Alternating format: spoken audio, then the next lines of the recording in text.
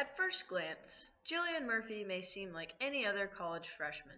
I go to chapel if there's a chapel, and then I go to college algebra at 11. Then I have lunch with my friends at 12. She goes to class, she hangs out with friends, she dances on the pom team.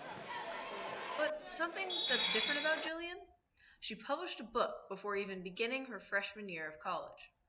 While she was in high school, Jillian volunteered at a shelter called Restored Hope Ministries, which helps women recovering from drug addiction, prostitution, physical or sexual abuse, or life on the streets. She wrote The Four Seasons of Hope using stories of the women at the shelter. One of the stories is about Zoe. When I first met her, she told me how the Lord healed her from her schizophrenia.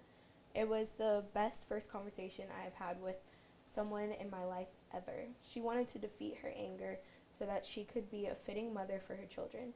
Originally, her book wasn't published and she just read it to the girls at the shelter. Because of the stories, some of the girls staying there wanted to know more about God. I pray that someone will come to Christ through my book one day and I get to know, but it's all in God's hands. I just love talking to people too, and like sitting with them, and I can talk to someone for hours. Like if anyone's going through anything, I love them to just like come into my room and tell me about it. Jillian is also working on two new books right now, called Love Notes and God Winks. Anytime she has an idea, she writes it in her pink journal.